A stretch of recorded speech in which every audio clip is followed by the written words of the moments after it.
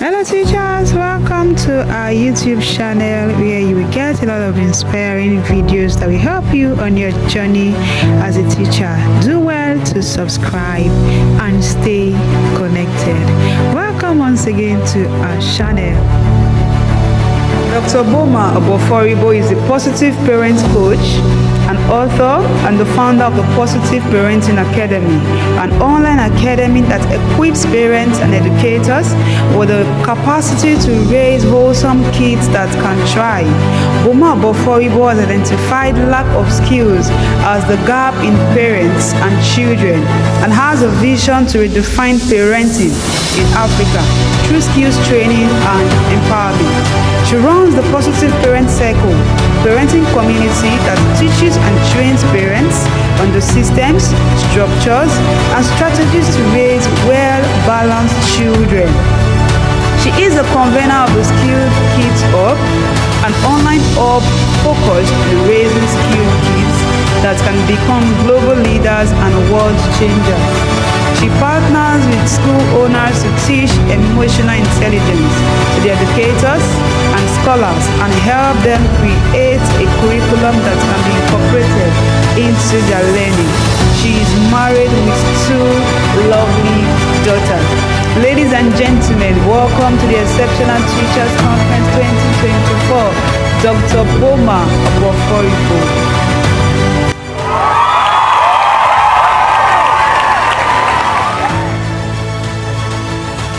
All right, so emotional intelligence and teachers' well-being, okay?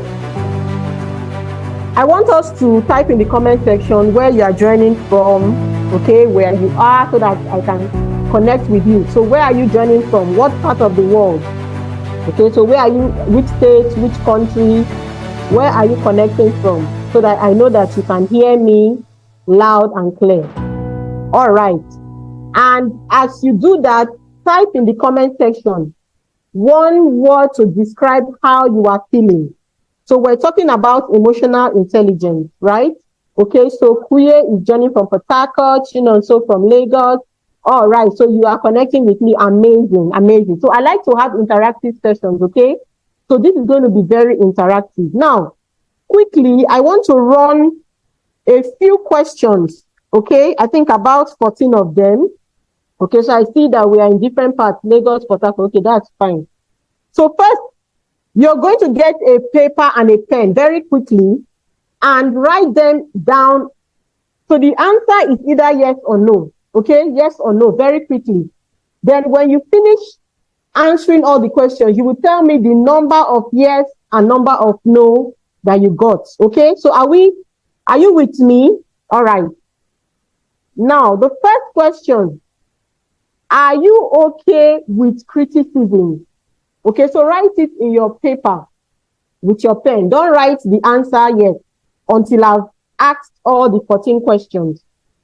Are you okay with criticism? So somebody comes, a teacher is saying, look, I don't like the way you teach. I don't like your approach. Are you okay with it? The second question, are you able to stay calm under pressure? Okay. So maybe there's so much learning topics that you've been given in a short time, and the person, your supervisor is saying, look, you must deliver on all this before the end of the term. Are you able to stay calm? Please let us answer based on our reality, not what we want to do, okay? Answer it in your paper. At the end of the 14, then you put together your number of yes and no.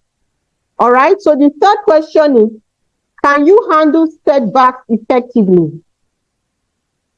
Can you handle setbacks effectively? Can you manage, the next one is, can you manage anxiety, stress, anger, and fear in pursuit of a goal?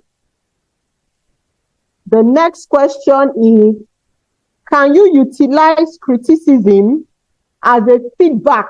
So somebody is criticizing, do you take it as a feedback? Or you are like, why is this person always picking on me? Okay, the next question is, are you positive? So do you have a positive mindset? The next question, do you maintain a sense of humor or you are always serious. You know, you're just all about, oh, let me just come and teach and go home. I don't have time for joking and all that. Do you maintain a sense of humor? The next question, do you see things from others' perspective? Okay, so you're always about my own way of things. You don't want to look at, okay, maybe this person has a different approach to this. Do you see things from others' perspective? The next question, do you recognize how your behavior affects others? Next question, do you air grievances skillfully? So for instance, you have an issue with a teacher. Okay, are you skilled in approaching that teacher and saying, okay, this is my reservation about this and all of that? Are you able to do that skillfully? Can you listen without jumping to judgment? The next question, can you freely admit to making a mistake? So sometimes you may not always get things right. Are you able to say, okay, I take responsibility. I may not have approached this in the right way. Okay. Are you able to do that? The next question, do you feel connected to the team at work? So you are working as a team in school, team of teachers, team of educators. Are you connected to them? And then finally, do you trust your team? Okay, so I've asked 14 questions. Let us put it together. And now I want to see you in the comment section. Tell me how many yes and how many no's you had. Okay, so while we move on very quickly because we don't have so much time. So like she has said, I want to celebrate TETA, okay? You are doing an amazing work and thank you so much for this initiative, Coach Goodness. Emotional intelligence is both an art and a science. Okay, so we are going to be talking about it and how it relates to your well-being. Recently, I was at a speaking engagement and I was talking about self-care. Okay, so somebody is having 14 years. Okay, all right. So if you had more than 6 yeses, right? If you had more than 6 no's, actually, okay, you need to work on your emotional intelligence. Now, emotional intelligence is not about what you are wishing you are, like I said. So there is an art and science to emotional intelligence. Someone help me write that in the comment section. There is an art and a science to emotional intelligence. Okay. Now, emotional intelligence is a science. That is the understanding. Okay.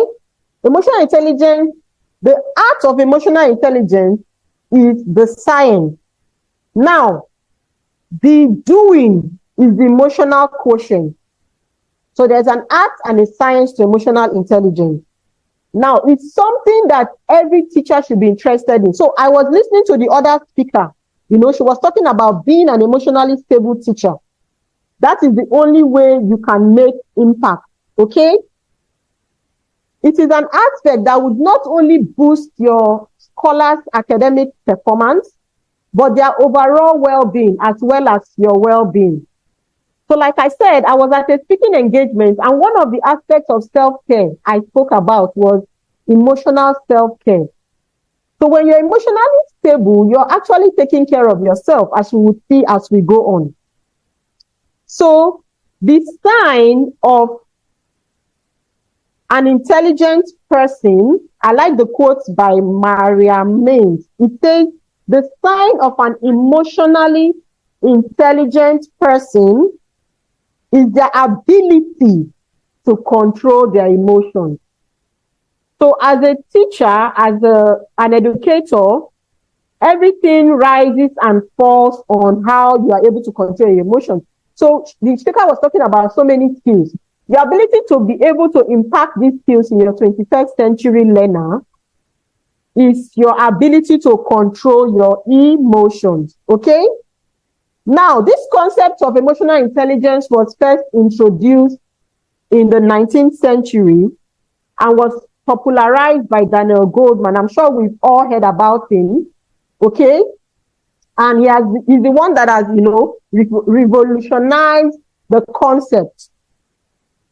I have realized, you know, in my work with parents and educators, that emotional literacy is deficient in most school curriculum. But sadly, that is even more important than IQ. So Daniel Goleman realized in his book that he wrote, about emotional intelligence, why it matters even more than IQ, that it is a better predictor of your success. So I can predict how successful you will be based on how emotionally intelligent you are. Okay? Now, a lot of schools, if you check schools that are deficient in emotional literacy, you will find out that there is a high incidence of behavioral problems, and there is also poor academic performance. These are research-based studies that have been conducted. Now, SEL, which is social and emotional learning, is a standard practice in schools in other parts of the world. It is part of their curriculum.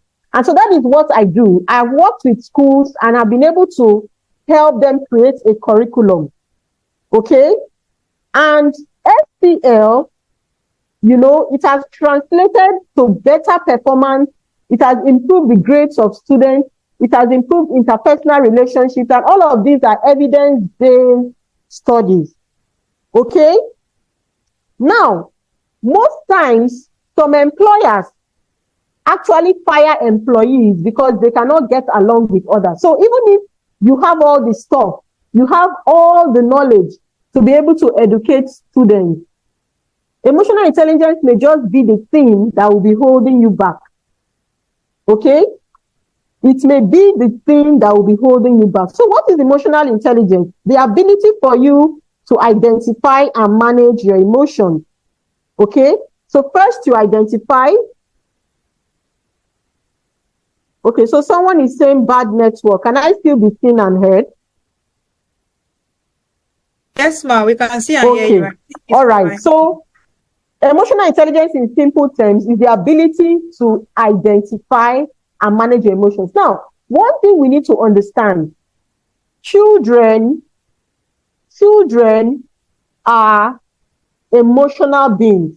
So you cannot help but actually learn that skill of emotional intelligence, because children largely are, they are largely influenced by emotions. So for you to be able to connect with them, you must also understand how emotional intelligence works. Okay, very clearly. Thank you so much. So we're going to be looking at an acronym. I love to use acronyms a lot. So PRUN is PRUM. Okay? We're going to be using the PRUM model to explain emotional intelligence, and I'll be giving you practical stories. All right? Now, I said emotional intelligence is the ability to identify and manage. So P is perceive. So someone write it in the comment section for me. PRUM, PRUM. It's a PRUM model. P is your ability to perceive. So when you perceive, you are identifying correctly. Okay? Identifying correctly. So, for instance, a lot of times, while students even, throw tantrums, while children, are, they say they are so misbehaved, they misbehave in class and all of that, they throw tantrums and all those things. It's because they are not able to identify their emotions correctly. I said PRUM, M, okay, not N. Now, when we talk about identifying emotions correctly, a lot of us have a constricted vocabulary of emotions, whereas there's a plethora. So sometimes you may see a child that's throwing tantrums. It may just be that they are frustrated with their learning. Maybe they are not understanding the concept, but they can't put it in words because they don't understand frustration as an emotion. They have not perceived correctly, okay? So that is what happens to you as an adult as well. A lot of questions I saw in the comment section after the first speaker, you were asking, how do you help a child as a slow learner? How do you help a child that cannot stay in a place? In all of those times, right, some of us may not really understand what emotion am I feeling towards this student that is misbehaving. Okay? So that is the first step, being able to identify correctly. And when I talk with the teachers I work with, I use the wheel of emotion. I'm going to be posting it in the group much later that we can use. The wheel of emotion will help you to be able to identify correctly what you are feeling. Sometimes you may be sad, whereas you think you are angry. Okay? Sometimes you may be feeling bad, whereas you would think that you are fearful.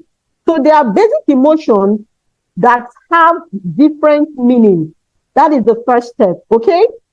Now, the next step is arrow, which is reasoning.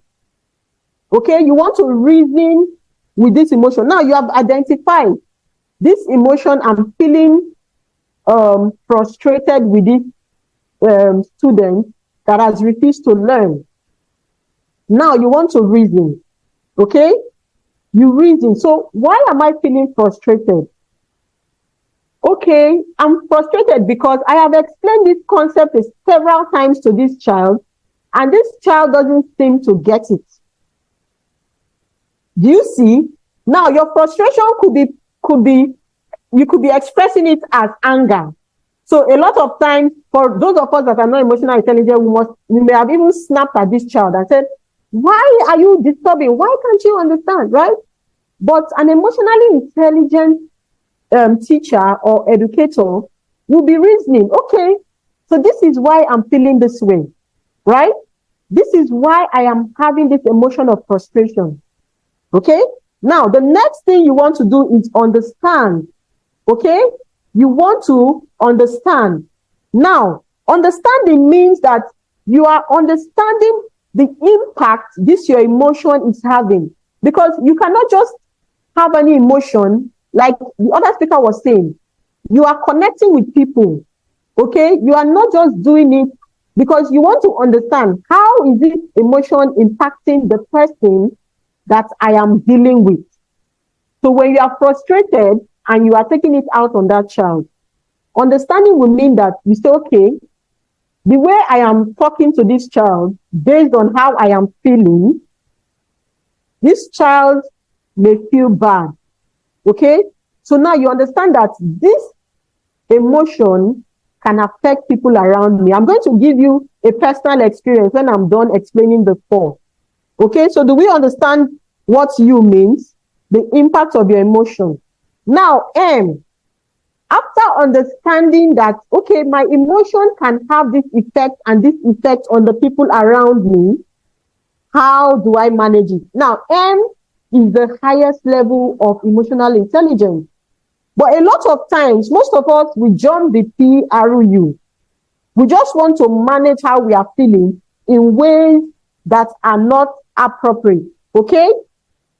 So when we talk about managing, we are looking at regulating your emotion and responding as opposed to reacting. So help me write this in the comment section. An emotionally intelligent teacher is a responsive, not reactive teacher. Now, anger is a very common emotion that we all feel. So we are angry at students for jumping. I had a teacher who was telling me, see, these children, they make me angry. We're going to get to that. No child makes you have any emotion, okay? We must take responsibility for our emotion, all right? So when we talk about managing, you are regulating. You are not suppressing. You are not repressing. You are not saying, the issue is that you are angry and you are expressing it, but you are expressing it in a regulated way, okay? So that is the PROM model. So I'll give you a typical example. Just before I joined this session, right? There was something that happened with my daughter, okay? And I asked her to do something and she didn't do it, and I felt disrespected. So I was angry, okay? Now, I realized that that is why I am feeling angry. I felt disrespected, okay? And so I started reasoning, okay, if I stay angry with her, what have I, achieved? I need to communicate to her how I feel, all right? And I understood that if I keep staying moody, it's going to affect me communicating with her. I won't be able to talk to her freely as I would, right? And I'm like, why am I so angry? What's the big deal? And I said, okay, So instead of shouting, why did you disrespect me? Why did you do, that's the usual way we talk. I thought about it. Now, one thing we need to know, at that time when we are having an emotion, there is a way the brain works. Dr. Beatrice was talking about learning and the brain. We have an emotional brain. When you have an emotion, the emotional brain wants to take over. We call it an emotional hijacking. It senses that experience as a threat to you. So for instance, when a child in school is disrespecting you or they are shouting, you've been talking and they are not listening, right? You are saying this child is testing my authority. So the brain sees it as a threat to your authority. So they want to manage the situation. That is how you feel at that time. So you are angry. Why is this child disrespecting me? I'm going to teach this child that I am the one in charge. Do you understand? At that time, your thinking brain has shut down. The emotional brain has hijacked the whole process and said, I need to take care of this. So at that time, you're actually not thinking. Whenever you do anything at that point, you are not rational. But here is the deal, guys. When you learn to take a pause, just the way I did, my reasoning started coming. Remember the arrow?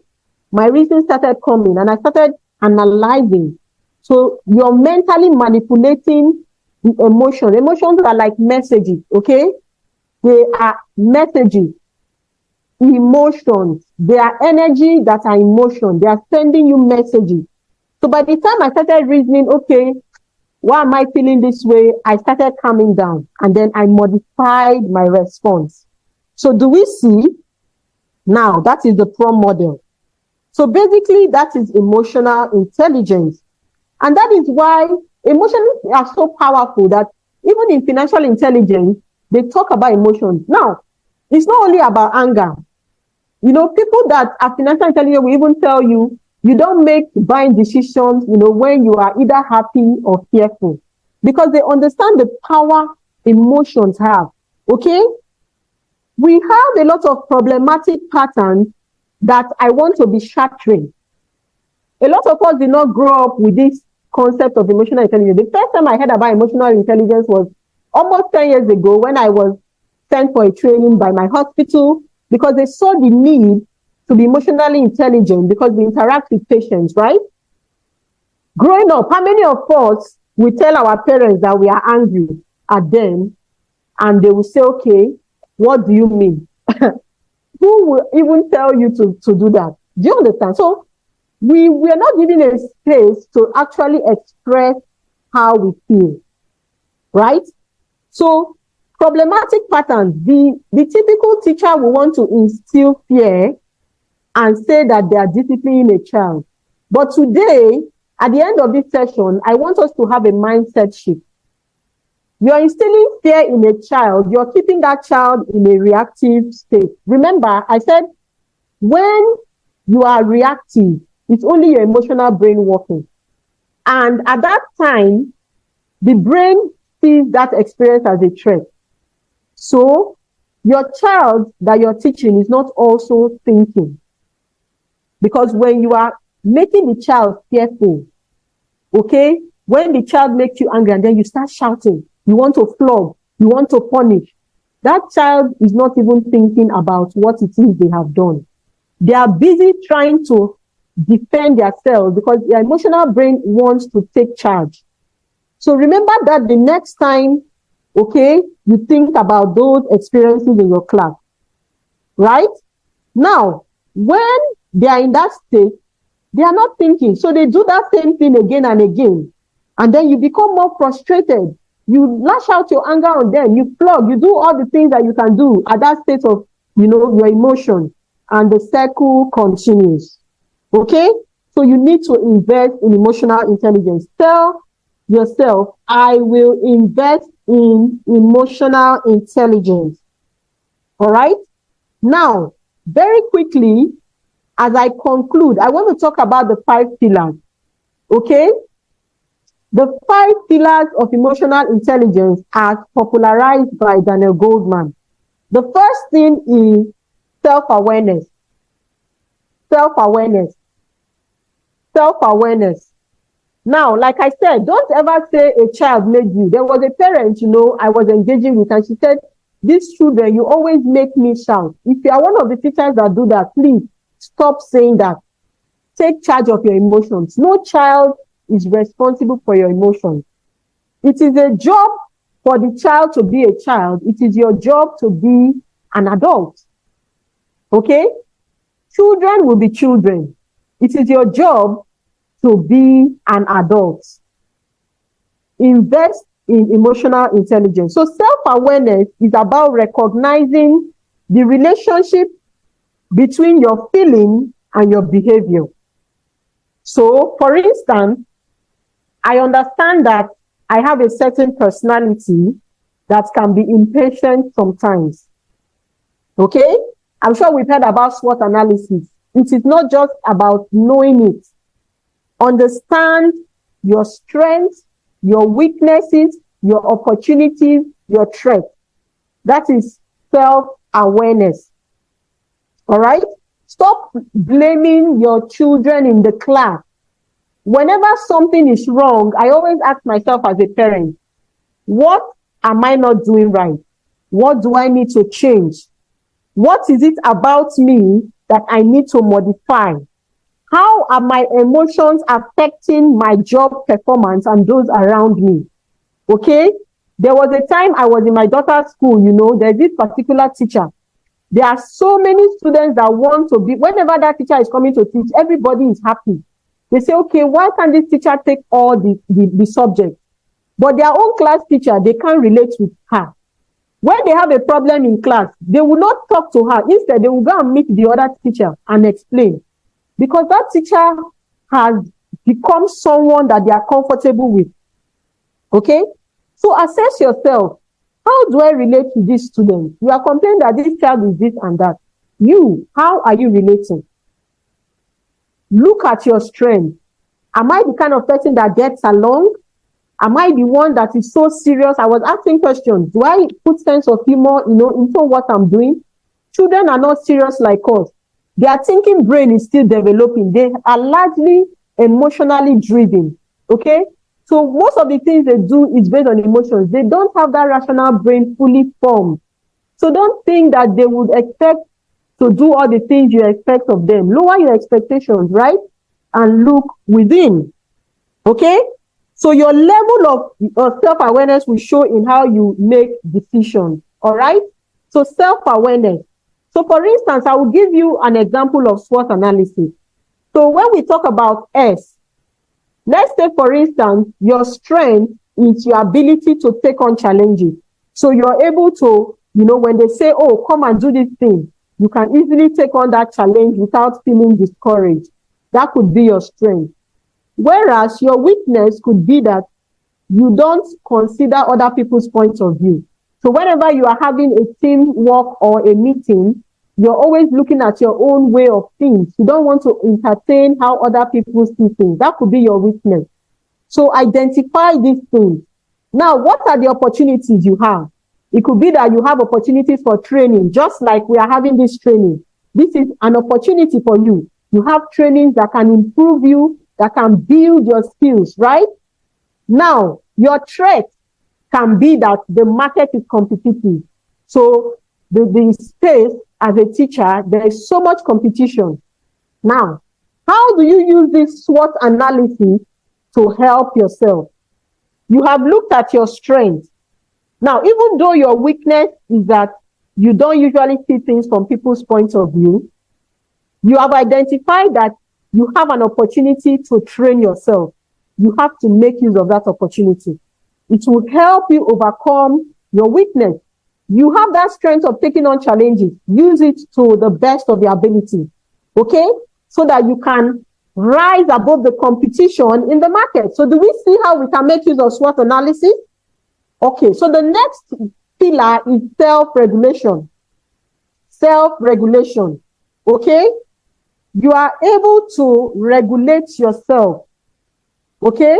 You can make sense of how you are feeling and you can acknowledge it. Self-regulation is about expressing your emotions appropriately. Now, When I tell the parents and children I work with, I say all emotions are good. So write that in the comment section. All emotions are good. So sometimes people think, oh, I'm not supposed to be angry. You know, the Bible talks about being angry, but do not sin. Do you see? So if you are angry, it is okay. All emotions are messages. Like I said, emotion, energy in motion. So it is a message. Okay? But it is how you express it that is the problem. So most of us, we are angry and we blow up. You know, we say, I'm going to give her the peace of my mind.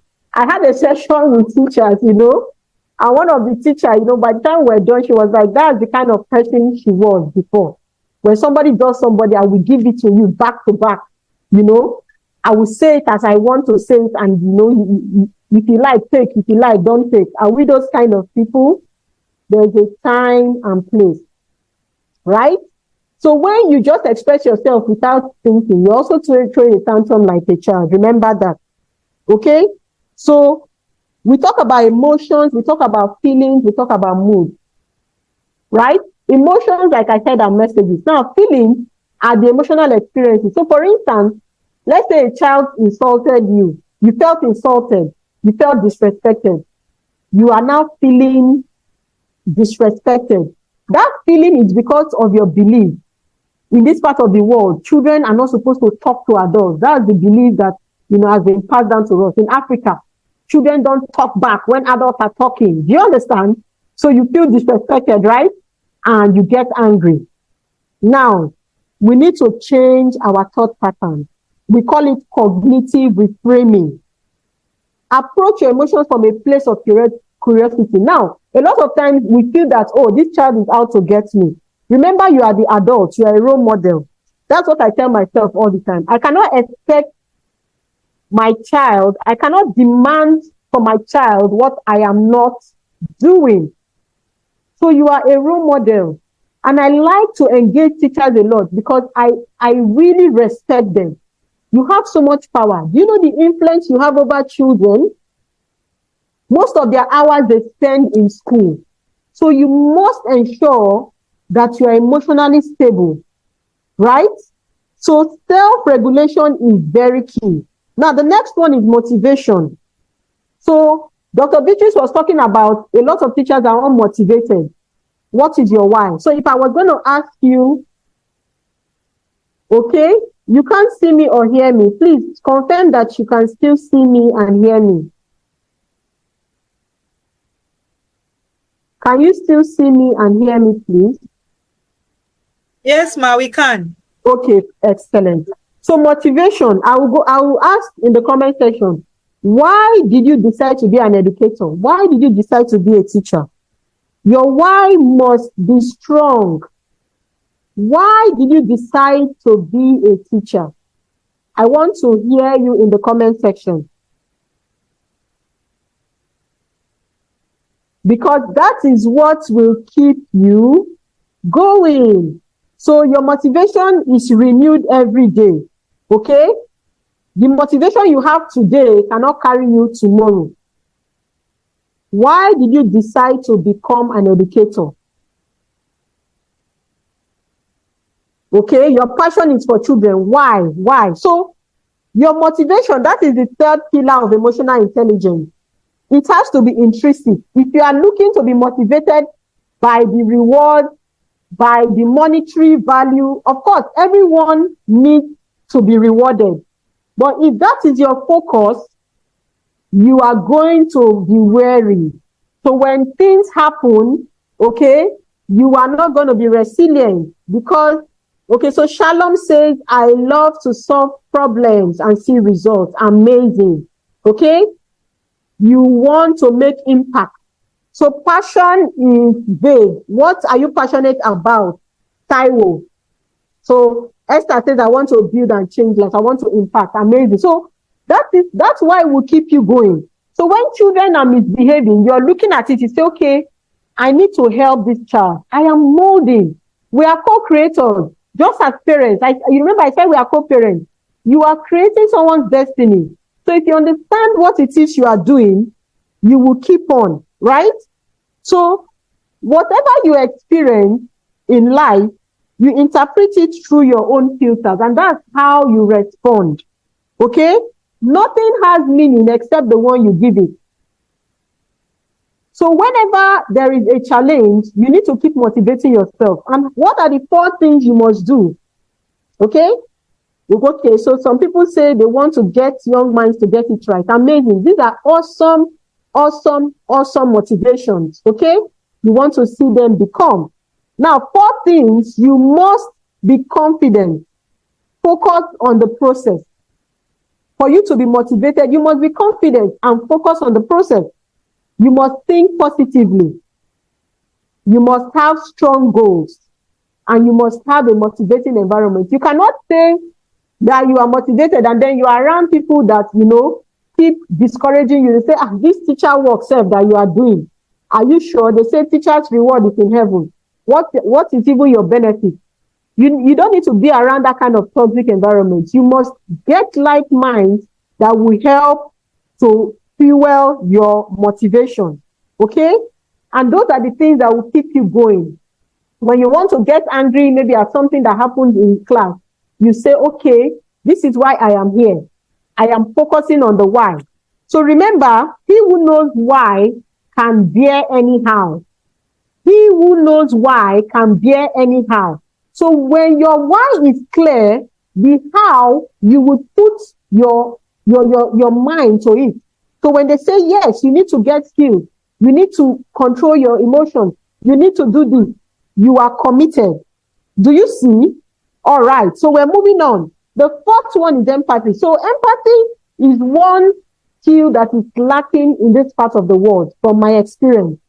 Empathy talks about social awareness. You can sense how other people feel. A lot of teachers are unempathetic.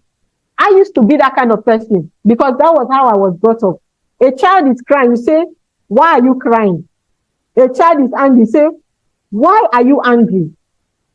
You are questioning why somebody is having an emotion. Like, seriously? Why can't a child cry or be angry? They don't have the right to their emotions. You cannot even understand what this child is going through. You say, is it that small thing that is making you cry? Clean your tears. That's how a lot of us, we relate with children, right? We are not putting ourselves in their shoes because we think, oh, why should you be crying over this? Why should you be angry over what this person did, right? But we need to be more empathetic. If we want to make the impact, like we say, we want to be 21st century teachers, empathy is supposed to be a building block. It's going to be one of the things, because if we truly want to make impact, it comes from a place of empathy. Empathy is looking at the school system and saying, look, these children are not getting the right education. I want to change the narrative. That is empathy. So when you are expressing and experiencing how these children, what they are going through, you are truly empathetic. Okay? You are not passing judgment, but you are fully appreciating and trying to understand. That is what empathy is all about. You validate them. So you have children in class. First of all, yes, a child may have done something. Remember, it doesn't take away the place of consequence. Let's say you had classroom rules. We're going to be talking about classroom rules, right? And they say, okay, don't talk while we are having lectures. Or somebody did something and you had rules, okay? And they were angry that someone took their toy. But the way they reacted, you did not quite like it. The first thing you need to do is be empathetic. Just remember, it will not take away the place of consequence. But first of all, connect and say, I understand that maybe you were frustrated, this person took your toy, but that was not the best way to handle it. But a lot of us will say, why are you doing this? Oh yeah, go to the naughty corner. Or you will not go out for break and all. You cannot use aggression, to correct aggression. So 2 of you are throwing tantrums. Who is going to help the other person? Who is going to help you, right?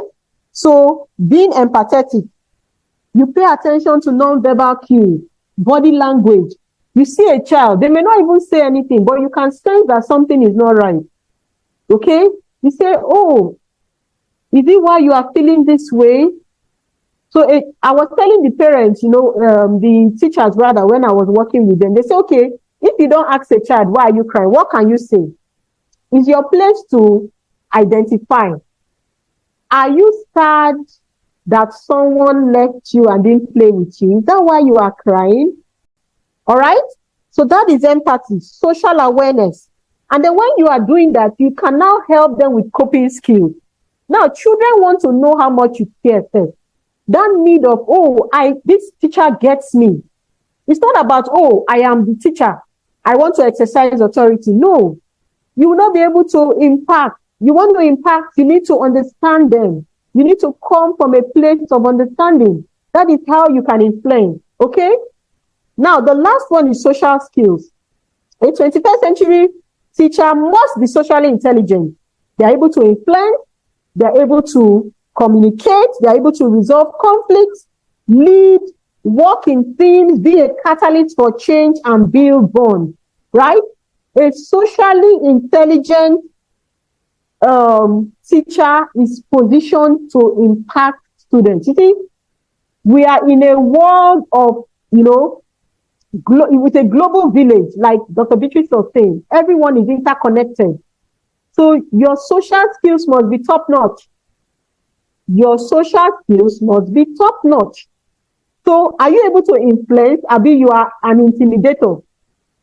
So it's not by forcing, because I said so, but because of how you lead, you are influencing. So most teachers are so influential that even when they get home, they tell their parents, see, my teacher said this, and this is what I will do. That is how much influence you have. So you must ask yourself, am I influencing or I am intimidating? Am I communicating? There is a right way to communicate. We talk about the verbal and non-verbal communication, the tone of your voice, your body language, the words you speak. Okay? They cast spells. I was in a session yesterday, they were talking about words, casting spells. A lot of us, we have given children so many labels that have reduced their self-esteem. So instead of making impact, we are actually killing their self-esteem. And we think that is a way to motivate them. They are not motivated. Okay? So we need to understand these 5 pillars. Now, time may fail me to do all of these, but I actually have a guide for teachers. Okay? So I work with schools, like Beatrice said, Coach Goodness said, and create a curriculum for them. I currently have a book on pre-order, Emotional Intelligence Guide. And guess what? For the first 500 people that will get this guide on pre-order before the original price, you will have access to me for 3 months, okay? As we start a new school year, I will work with you to help you to uncover and unpack this emotional intelligence. I also have a course coming up on Tuesday for the rest of the week, where I'm going to be dealing on the learning and the brain. Beatrice talked about this. Critical factors that you need to know. That course is worth 25,000, but you'll be getting all of this free if you pre-order my book today. All right? So the first 500 people. Okay, so I think we are done. I'm going to be taking questions now. There's so much to unpack, but unfortunately, it is way past my time. I should have started this session by 5, and we're already gone 15 minutes past 6. So please, Coach Goodness, I think I will stop here. Thank you for watching. Remember to subscribe to our YouTube channel to get more videos that will help you on your journey as a teacher.